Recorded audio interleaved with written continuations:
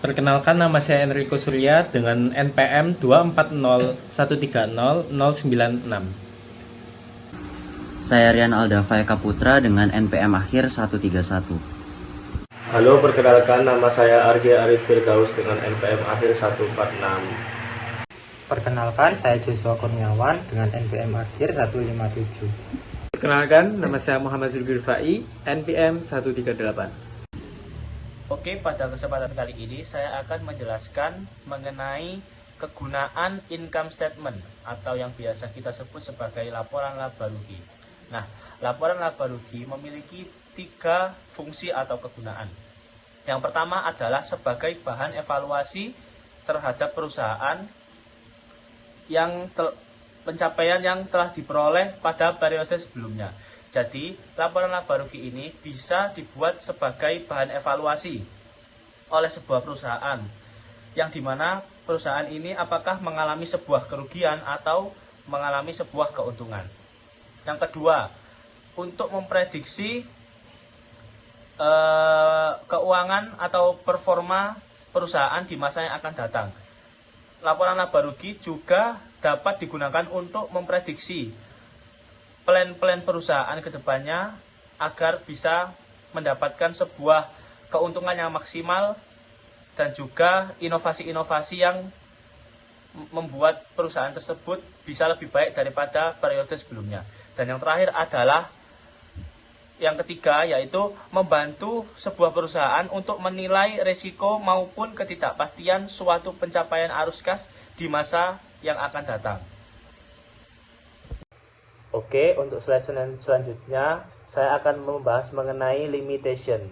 Limitation dalam income statement memiliki maksud yaitu dalam income statement atau laporan laba rugi hanya untuk membahas mengenai laba atau rugi dari sebuah perusahaan. Jadi tidak ada keterkaitan dengan hal di luar itu.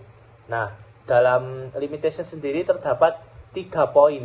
Yang pertama yaitu untuk penjelasan poin pertama adalah perusahaan menghilangkan item-item yang tidak dapat diukur secara khusus. Nah, yang dimaksud dari poin ini, sebuah perusahaan dapat mengoreksi dan juga menghilangkan akun-akun yang menurut perusahaan itu tidak terlalu berguna atau tidak dibutuhkan. Nah, untuk poin selanjutnya, pengertian dari poin selanjutnya yaitu jumlah pendapatan yang dilaporkan dalam laporan keuangan bisa berbeda, tergantung pada metode akuntansi yang dipilih oleh perusahaan tersebut. Jadi, metode yang dipilih ini sangat berpengaruh terdapat sebuah pendapatan yang terdapat pada perusahaan tersebut. Dan yang terakhir, poin yang ketiga, memiliki arti bahwa dalam mengukur pendapatan terdapat sebuah unsur subjektivitas dan juga keputusan profesional yang harus diambil oleh akuntan ataupun manajemen. Oke, pada slide kali ini saya akan menjelaskan mengenai quality of earning dalam income statement. Quality of earning dalam income statement mengacu kepada seberapa stabil dan berkelanjutan sebuah laba yang dilaporkan oleh perusahaan. Nah, laba yang berkualitas tinggi ini mencerminkan sebuah pendapatan dan profitabilitas yang berasal dari operasi inti dalam sebuah perusahaan tersebut. Nah, quality of earning quality of earning ini untuk merealisasikannya, perusahaan selalu memiliki sebuah cara. Nah, caranya adalah dengan menerapkan insentif untuk memanage atau mengatur keuangan pendapatan tersebut. Yang pertama adalah to meet earnings target. Nah, perusahaan mengelola pendapatan agar mencapai target laba yang diharapkan oleh investor, analis, ataupun kreditor. Hal ini bisa dilakukan dengan mempercepat pengakuan pendapatan atau menunda pengakuan biaya untuk meningkatkan laba dalam periode tertentu. Untuk poin berikutnya yaitu to make earnings look less risky. Nah, perusahaan ini ingin menunjukkan bahwa laba yang stabil dan tidak berfluktuasi tajam agar terlihat lebih aman bagi para investor dan juga para analis. Hal ini bisa dilakukan dengan sebuah cara, yaitu dengan cara income smoothing, seperti mencatat provisi lebih besar saat laba lebih tinggi dan menguranginya saat laba lebih rendah. Untuk slide berikutnya akan dijelaskan oleh rekan saya. Terima kasih. Nah, tadi kan sudah dijelaskan nih mengenai income statement atau laporan laba rugi. Nah, sekarang ada elemen-elemen yang ada di laporan laba rugi atau income statement. Nah, di dalam income statement atau laba rugi itu ada dua komponen yang sangat penting, yaitu income dan expense atau pendapatan dan beban. Nah, apa sih income? Apa sih expense? Mari kita bahas satu-satu. Nah, yang pertama yaitu ada income. Kita masuk ke pengertiannya dulu ya. Income adalah pendapatan atau pemasukan yang didapatkan oleh perusahaan. Entah itu pendapatan dari operasional atau pendapatan dari lain-lain. Lalu pendapatan operasional itu apa aja sih? Pendapatan misal nih kayak kalau sebuah perusahaan yang memproduksi barang. Nah, tentunya pendapatannya itu dari hasil menjual barangnya. Lalu ada perusahaan yang menjual jasa. Tentunya pendapatannya dari pendapatan jasa atau penjualan jasanya. Lalu tadi ada dikatakan pendapatan lain-lain. Apa sih? Pendapatan lain-lain itu contohnya nih. Sebuah perusahaan itu berinvestasi ke perusahaan lain. Nah, itu dinamakan pendapatan lain-lain. Atau perusahaan itu memiliki lahan parkir dan lahan parkir itu dikenakan tarif. Itu juga pendapatan lain-lain. Nah, selain pendapatan dari investasi atau dari tarif parkir, itu juga ada pendapatan bunga. Jika perusahaan itu jika sebuah perusahaan itu menghutangi perusahaan lain nih dan menerapkan bunga, nah bunga tersebut juga bisa dikatakan pendapatan dari sebuah perusahaan tersebut.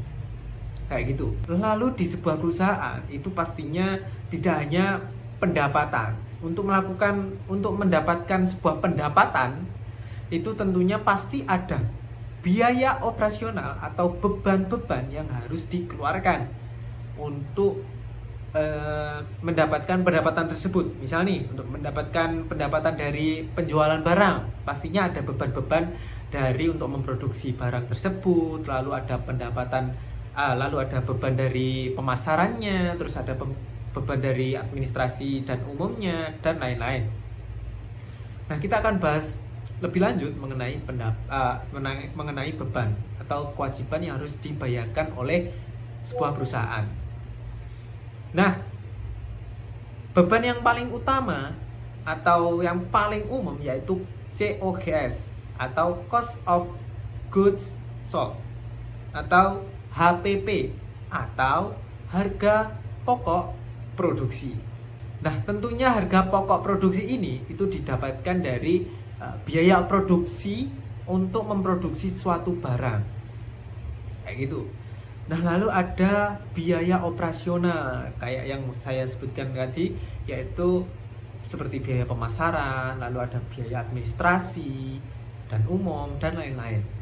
Lalu ada depreciation expense atau beban penyusutan. Nah, pastinya di sebuah perusahaan itu memiliki aset yang jangka panjang atau aset tetap. Misalnya nih kayak tanah, mesin, mobil. Nah, itu di sebuah perusahaan pasti menerapkan kebijakan penyusutan. Dan kebijakannya itu biasanya terserah atau sesuai ketentuan perusahaan. Biasanya itu per tahun ya, penyusutannya itu per tahun, dan penyusutannya itu dianggap sebagai expense atau beban. Nah, selanjutnya ada interest expense atau beban bunga. Nah, misalnya sebuah perusahaan itu berhutang kepada perusahaan lain. dan perusahaan lain itu menerapkan bunga dalam hutang tersebut. Maka ketika sebuah perusahaan tersebut itu membayar hutangnya atau membayar bunganya itu dianggap sebagai beban. Lalu ada rent expense. Tentunya kayak sebuah perusahaan yang masih baru itu pastinya menyewa gedung, menyewa tanah, menyewa mobil. Nah, biaya sewa tersebut itu dianggap sebagai beban. Lalu ada salaries and wage expense atau beban gaji. Tentunya di sebuah perusahaan, apalagi perusahaan yang udah gede, itu banyak sekali karyawan yang harus digaji atau diberi upah, dan itu masuk juga ke beban. Nah, selanjutnya ada laba dari perusahaan. Nah, laba ini intinya didapatkan dari pendapatan dikurangi beban-beban. Tapi nggak hanya itu saja, kita bahas lebih dalam lagi ya.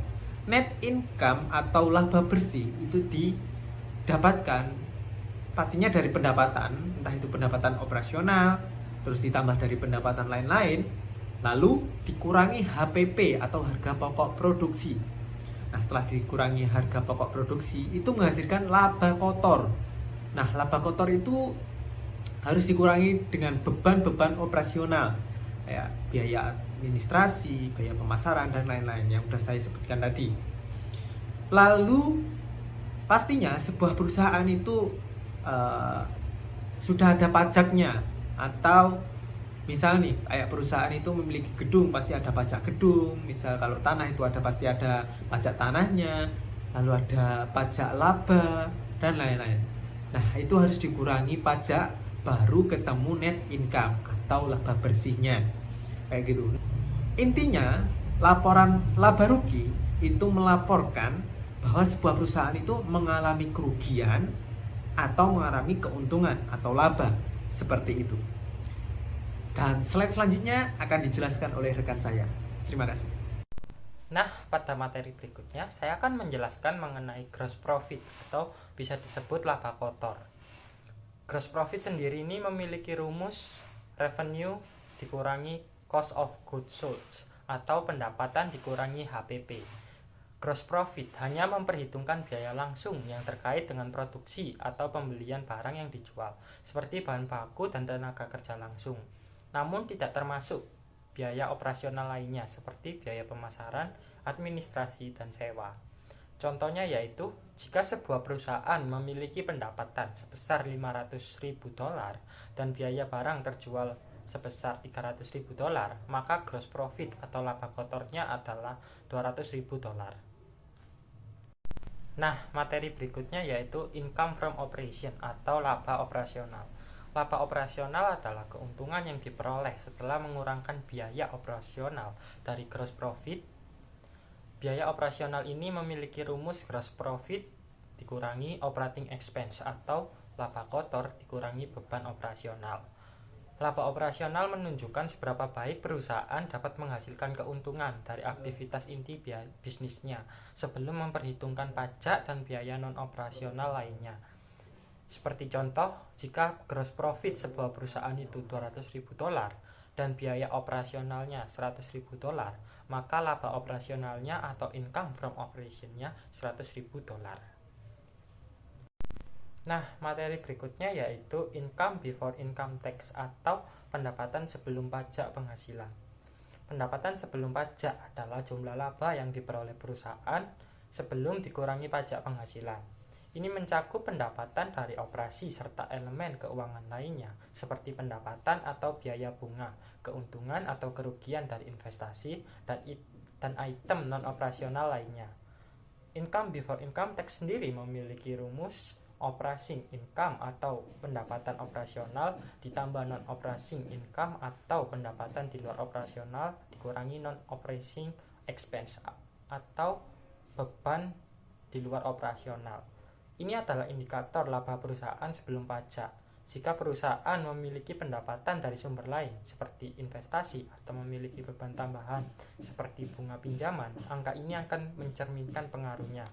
Seperti contoh, jika laba operasional adalah $100.000 dan perusahaan memiliki beban bunga $10.000, maka pendapatan sebelum pajaknya adalah $90.000. Nah, pada materi berikutnya saya akan menjelaskan mengenai net income atau laba bersih. Net income adalah keuntungan akhir perusahaan setelah dikurangi semua biaya, termasuk pajak penghasilan. Ini adalah angka yang paling penting dalam laporan laba rugi karena menunjukkan profitabilitas akhir sebuah perusahaan. Net income sendiri memiliki rumus yaitu income before tax atau pendapatan sebelum pajak dikurangi income tax expense, dikurangi beban pajak penghasilan. Net income ini mencerminkan jumlah uang yang benar-benar dimiliki oleh perusahaan setelah semua kewajiban finansialnya terpenuhi. Jika net income positif, perusahaan mendapatkan keuntungan. Sebaliknya, jika negatif, perusahaan mengalami kerugian atau bisa disebut net loss. Seperti contoh, jika pendapatan sebelum pajak adalah $90.000 dan pajak yang harus dibayar adalah $20.000, maka sebuah perusahaan tersebut memiliki laba bersih $70.000.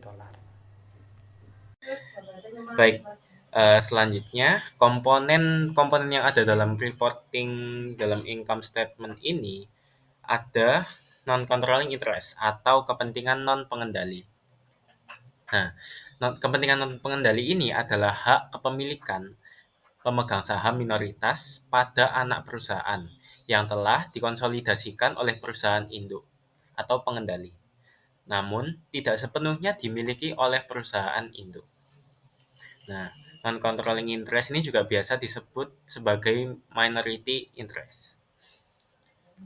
Nah, lebih lanjut, menurut IFRS, ketika perusahaan menyiapkan laporan laba rugi, laba bersih harus dialokasikan kepada antara lain yang pertama yaitu kepentingan pengendali atau controlling interest, lalu ada kepentingan non pengendali atau non-controlling interest. Nah, alokasi ini dilaporkan pada bagian bawah laporan laba rugi setelah laba bersih. Nah, di sini saya melampirkan gambar ilustrasi contoh kasus non-controlling interest ini. Nah, di sini laba bersih suatu perusahaan berjumlah 164.489 USD. Nah, dalam kasus ini, Bok Hong selaku perusahaan induk atau perusahaan pengendali memiliki besaran alokasi laba pada pihaknya sebesar 120.000 USD. Dan lalu sisanya yaitu 44.489 USD dialokasikan dan mewakili sebagai milik pihak kepentingan non pengendali. Nah, yang umumnya dalam bentuk dividen. Dalam praktiknya, setiap perusahaan memiliki prosedurnya masing-masing dalam melakukan alokasi pada non-controlling interest ini. Biasanya ada juga yang pembagian labanya didasarkan pada persentase laba pada satu periode atau lain-lainnya. Berbeda dengan di ilustrasi ini yang langsung nominalnya 120 USD dialokasikan pada kepentingan pengendali atau perusahaan induk. Oke, baik, setelah kita mengetahui apa itu non-controlling interest, komponen selanjutnya adalah earning per share atau biasa disingkat sebagai EPS. Nah, di sini EPS memiliki pengertian sebagai a measure used to show the profit attributable to each outstanding share. Nah, jika di bahasa Indonesia kan merupakan ukuran yang digunakan oleh suatu perusahaan untuk menunjukkan laba yang diatribusikan kepada setiap saham yang beredar. Nah, EPS ini biasanya digunakan oleh investor untuk mengukur profitabilitas perusahaan atau seberapa signifikan perubahan laba yang didapat oleh mereka, entah itu naik ataupun merugi. Nah, selanjutnya, perhitungan earning per share ini sudah saya lampirkan seperti di gambar itu, yang dirumuskan sebagai net income atau laba bersih dikurangi preferred dividends, lalu dibagi dengan weighted average of ordinary shares outstanding. Oke. Nah, dari perhitungan ini akan didapat berapa besaran pendapatan yang didapat dari setiap saham. Oke, selanjutnya seperti yang sudah saya jelaskan tadi, bahwa EPS ini digunakan sebagai indikator untuk menghitung seberapa profit suatu perusahaan pada satu periode pencatatan itu. Nah, selain itu juga EPS ini juga menghitung berapa pendapatan yang didapat dari setiap atau satu saham. Lalu serta semuanya itu harus diungkapkan dan disajikan pada laporan laba rugi. Oke, selanjutnya komponen yang selanjutnya ada discontinued operation. Nah, discontinued operation atau operasi yang dihentikan ini merupakan komponen entitas yang telah dilepas atau diklasifikasikan sebagai dimiliki untuk dijual. Nah, juga mewakili lini bisnis utama atau area geografis operasi. Atau kemungkinan lain yang menyebabkan adanya discontinued operation ini adalah bagian dari rencana koordinasi untuk melepas lini bisnis atau area operasi tertentu dari suatu perusahaan. Juga kemudian kemungkinan yang lain bisa saja merupakan anak perusahaan yang dibeli khusus untuk dijual kembali. Oke, pelaporan operasi yang dihentikan ini membuat perusahaan harus melaporkan beberapa aspek seperti keuntungan atau kerugian dari pelepasan komponen bisnis ini dalam kategori yang terpisah dari bisnis yang berjalan, lalu hasil operasi dari komponen yang telah atau akan dilepas nantinya, juga terpisah dari operasi yang berlanjut tadi itu. Lalu aspek yang selanjutnya ada dampak operasi yang dihentikan setelah pajak sebagai kategori terpisah. Lalu di sini saya melampirkan satu contoh kasus dari Multiplex Incorporation. Nah, perusahaan ini secara garis besar menghentikan divisi elektroniknya, yang dari divisi ini menyebabkan kerugian sebesar 300.000 euro setelah pajak. Dan kerugian penjualan divisi sebesar 500.000 euro setelah pajak, yang menyebabkan total kerugian 800.000 euro. Nah, di sini tapi dari operasi yang berlanjut, perusahaan mendapatkan pendapatan sebesar 20 juta euro, yang menyebabkan ada laba bersih akhir sebesar 19.200 euro yang telah dikurangi dengan bisnis-bisnis yang sudah dihentikan tadi. Baik, yang terakhir ada intra-period tax allocation. Nah, sebelum lebih lanjut kita harus mengetahui bahwa intra-period tax allocation ini memiliki hubungan yang erat dengan komponen yang sudah saya jelaskan sebelumnya, yaitu discontinued operation. Baik, intra-period tax allocation ini menghubungkan pajak atau beban pajak penghasilan dengan item-item spesifik yang nantinya akan menimbulkan provisi pajak. Nah, dalam intra-period tax allocation ini memiliki prinsip dasar, yaitu let tax follow the income, yang artinya biarkan pajak mengikuti pendapatan.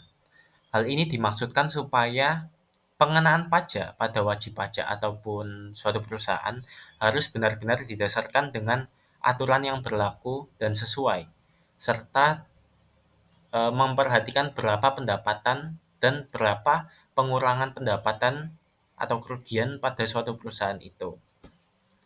Nah, pada laporan laba rugi sendiri, pajak penghasilan ini dialokasikan ke dua komponen, yaitu pendapatan dari operasi yang berlanjut dan juga operasi yang dihentikan. Oke, di sini lebih lanjut saya melampirkan satu contoh kasus dari Cylinder Corporation. Nah, pada soal ilustrasi tersebut, diterangkan bahwa data awalnya Cylinder Corporation ini mendapat pendapatan sebesar 250.000 euro. 250.000 euro dari operasi yang berjalan. dan mendapat kerugian dari operasi yang dihentikan sebesar 100.000 euro. Nah, di sini diasumsikan bahwa pengenaan pajak adalah 30% dari pendapatannya. Oke, sehingga dapat diperhitungkan dan disajikan bahwa pajak total dari pendapatan operasi berjalan sebesar 75.000 euro, yaitu 250.000 euro yang dikalikan dengan 30%. Lalu kerugian dari operasi yang tidak berjalan atau dihentikan ini sebesar 100.000 euro yang menimbulkan provisi pajak tadi sebesar 100.000 euro dikalikan 30%, yaitu 30.000 euro. Sehingga pengurangannya sebesar 70.000 euro saja, yang menimbulkan net income sebesar 105.000 euro. Selanjutnya saya akan menjelaskan tentang other reporting issue dalam income statement. Nah, dalam penyusunan income statement atau laporan laba rugi, terdapat beberapa isu pelaporan yang perlu diperhatikan agar laporan keuangan dapat mencerminkan kondisi keuangan perusahaan secara akurat. Nah, beberapa isu pelaporan ini antara lain, yang pertama ada change in accounting principle, lalu yang kedua ada change in accounting estimate, dan yang ketiga ada correction of error. Nah, untuk yang pertama ada change in accounting principle atau perubahan prinsip akuntansi. Nah, perubahan prinsip akuntansi sendiri terjadi ketika perusahaan mengganti metode akuntansi yang digunakan. Misal, awalnya suatu perusahaan menggunakan metode FIFO atau first in first out diubah menjadi metode LIFO atau last in first out dalam pencatatan persediaan. Nah, perubahan ini harus dilakukan secara retrospektif, yang berarti laporan keuangan sebelumnya harus disesuaikan agar tetap konsisten. Tujuannya adalah untuk memberikan gambaran yang lebih akurat dan sesuai dengan standar akuntansi yang berlaku. Lalu yang kedua ada change in accounting estimate. Nah, perubahan estimasi akuntansi ini terjadi ketika perusahaan harus menyesuaikan estimasi yang sebelumnya digunakan karena adanya informasi baru. Sebagai contoh, perubahan umur manfaat aset tetap atau peningkatan cadangan piutang tak tertagih. Beberapa dengan perubahan prinsip akuntansi, perubahan estimasi ini dilakukan secara prospektif, yang berarti hanya mempengaruhi laporan keuangan di masa depan. Dan yang terakhir ada correction of error. Nah, kesalahan bisa terjadi karena berbagai alasan, seperti kesalahan pencatatan atau salah penerapan standar akuntansi. Jika kesalahan tersebut material, maka koreksi harus dilakukan retrospektif dengan menyesuaikan laporan keuangan sebelumnya. Hal ini penting untuk menjaga keandalan dan transparansi keuangan perusahaan. Segitu saja penjelasan dari kelompok kami, kurang lebihnya mohon maaf. Wassalamualaikum warahmatullahi wabarakatuh.